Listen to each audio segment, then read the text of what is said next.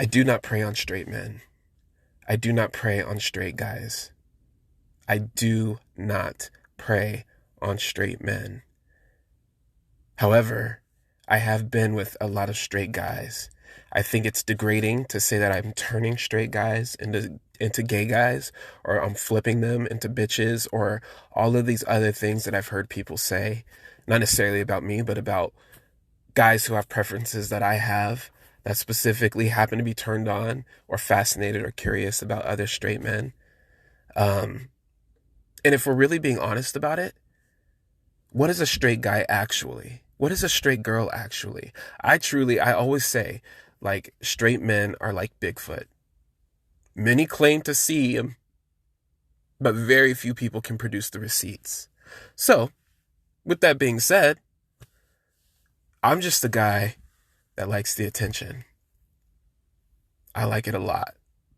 I worked in an industry that allowed me access to a lot of very horny straight men. I worked in a gym. I'll be very, I don't want to give away too much. I'm going to change the names of these people because I would hate for somebody to piece together who these people are and to expose somebody in our private dealings. What I've done, what they've done, like, we can talk about it, but I don't want any of the attention going on them.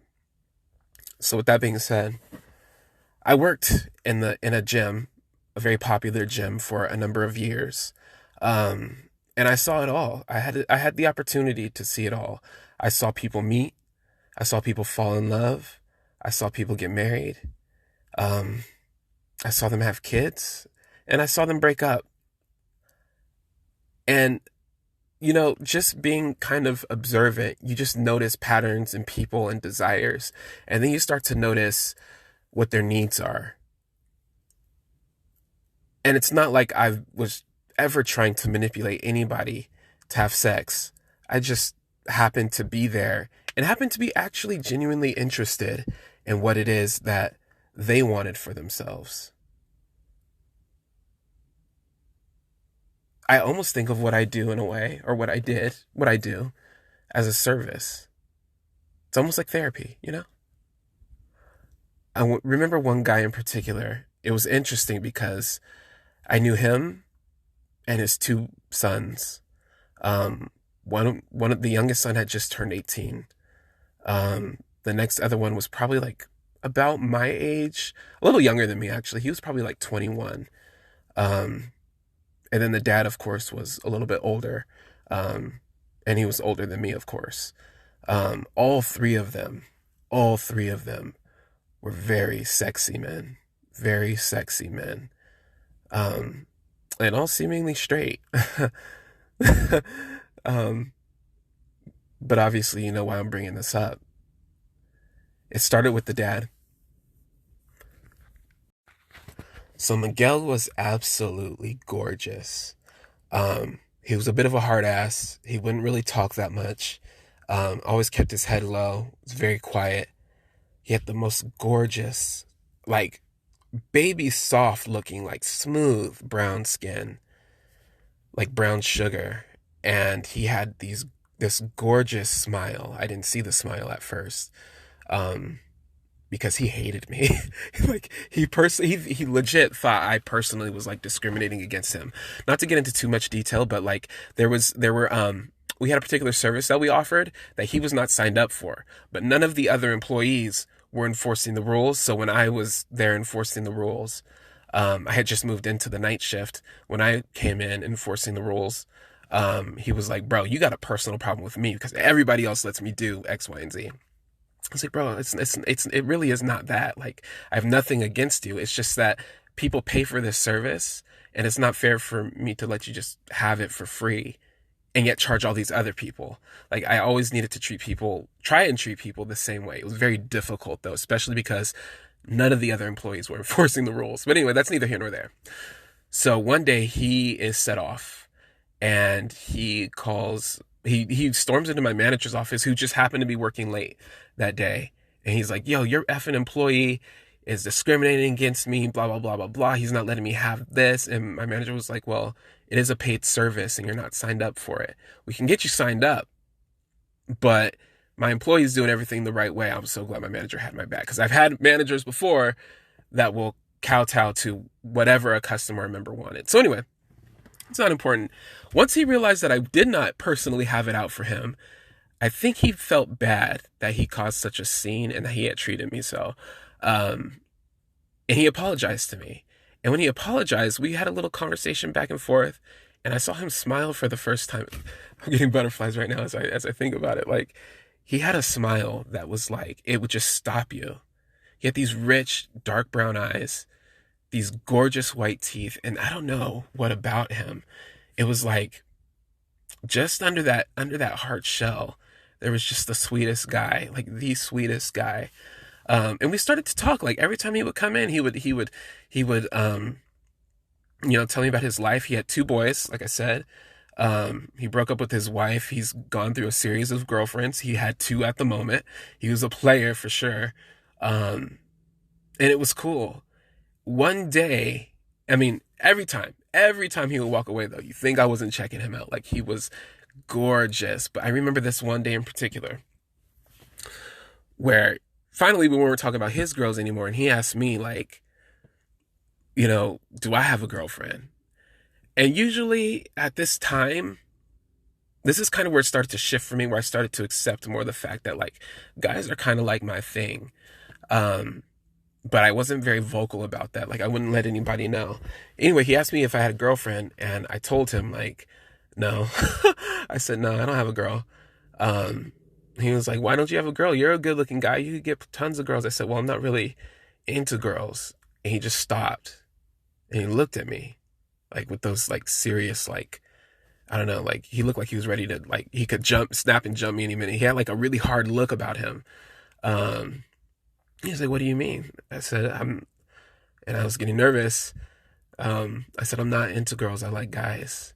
And he stopped and he was just staring at me. Like, what? Like, how is that possible? And he's like, what you need to do is, like, you need to have, like, girls, because girls will take care of you, this, and the third. And I was like, dude,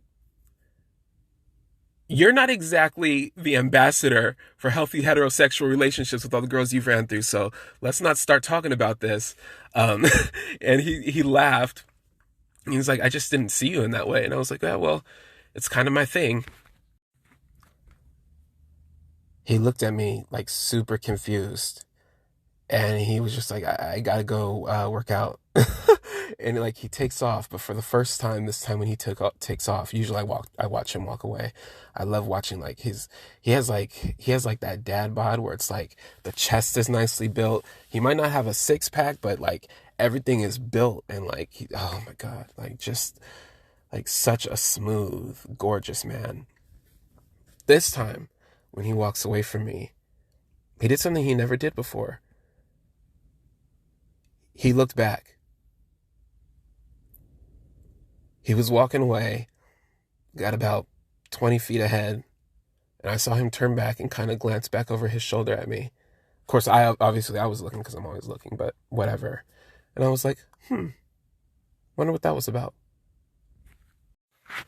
By this time, me and Miguel he was my gym friend. And he would sometimes stay till, like, closing, before, this is before he found out, that I told him, like, I like guys. He would stay to closing because it was late at night, and he would make sure that, nobody would jump me in the parking lot on my way out. It was in kind of a rougher neighborhood.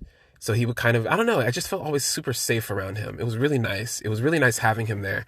And, like, we didn't hang out outside the gym at this point.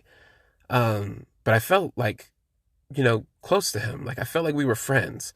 Like, we talked about a lot of stuff. Mainly he would do the talking. And it was nice when he would talk, because when I first met him, he was always so quiet. And it was really cool to watch somebody who doesn't really share a lot with anybody kind of open up and tell me about his life and actually talk and actually engage in conversation without me even having to engage. Like, he genuinely seemed at ease when he would walk into the gym and see me there. He seemed happy to see me. His eyes would light up. I watched him very, very closely. Like, I loved everything about him. I would watch, the way the wind would, like, push his workout clothes against his chest and his body when he would come in to the gym, and I'd watch him walk away.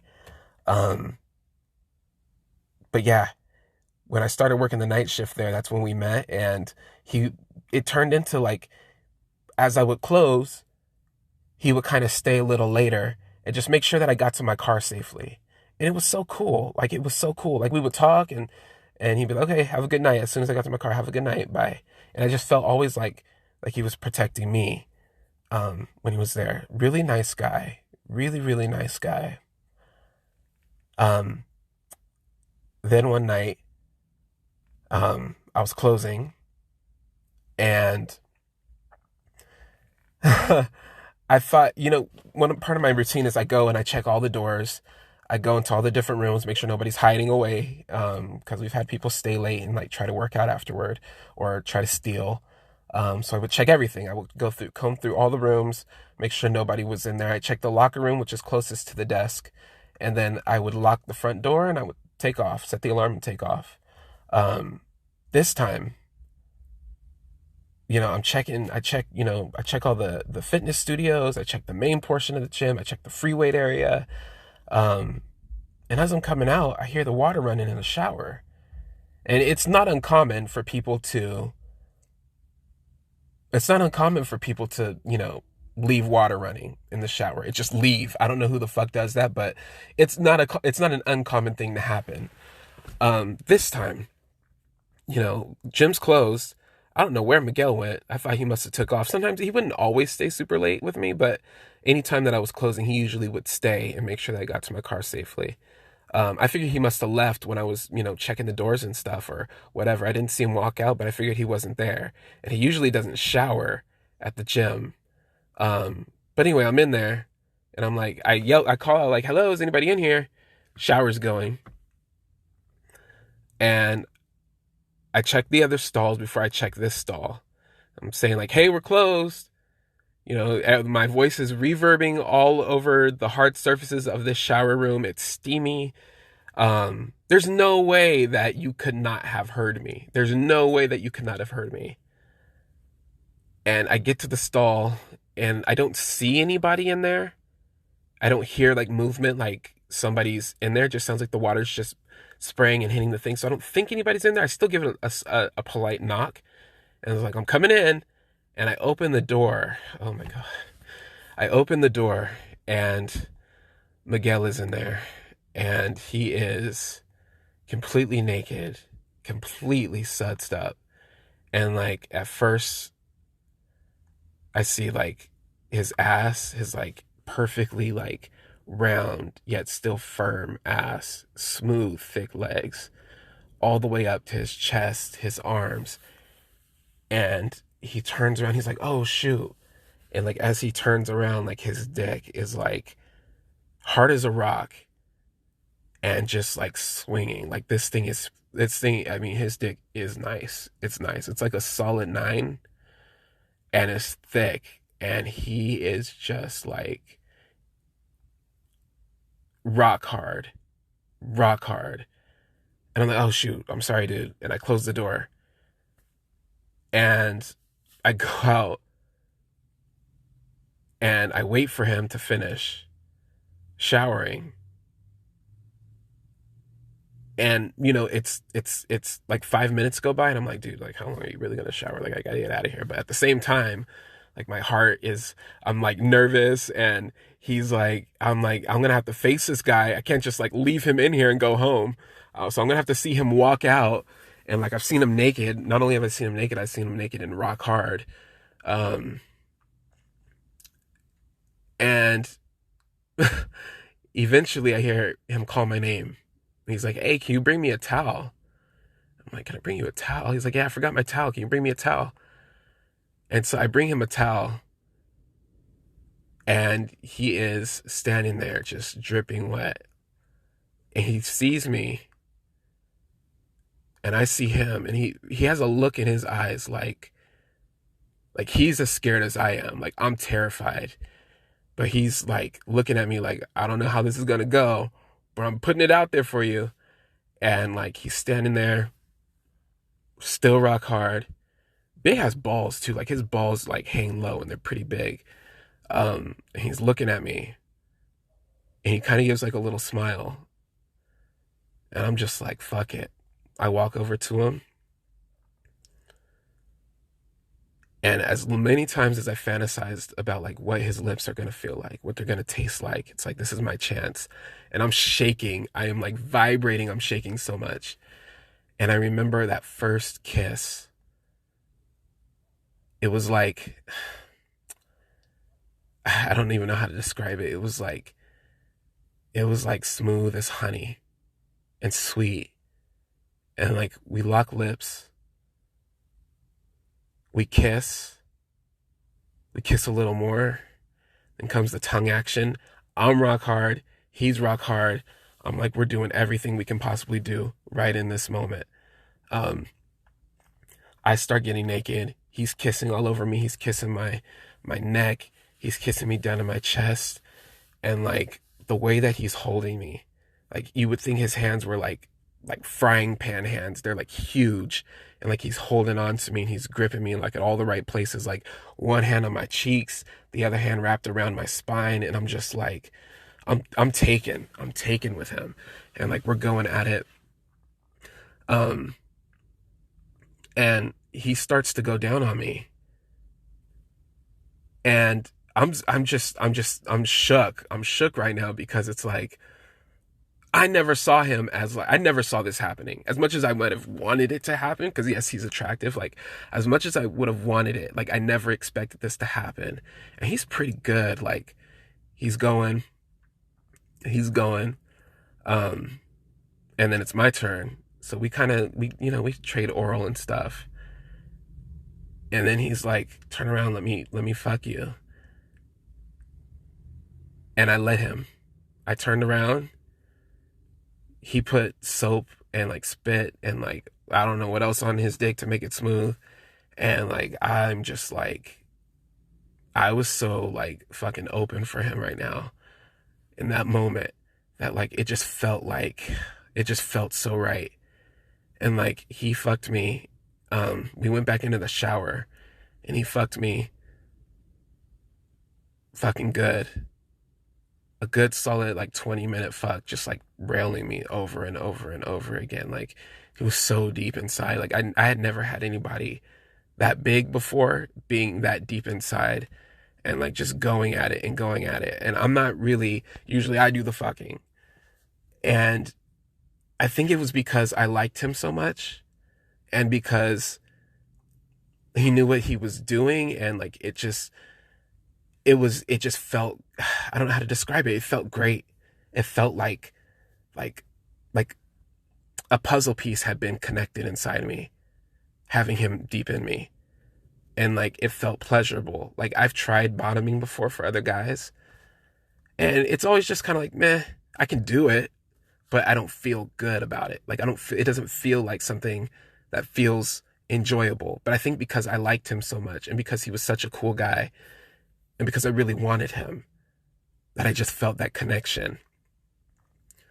And I remember like he's thrusting and I could feel like his thrust becoming more erratic. And so I know he's close to coming. Like he's starting to tense up a little bit. And like 20 minutes into it, shower water's still going hot. I'm like deep down inside this guy's mouth with my tongue. And like he unloads in me and like he's squeezing and like just shaking and moaning over and over and over and saying, yeah, baby, calling my name and stuff. And like, we kissed, we showered up a little bit and we walked out the front door. He walked me to my car and it was just like nothing had happened at all. He gets in and he takes off. That was the first time, but it definitely wasn't the last time.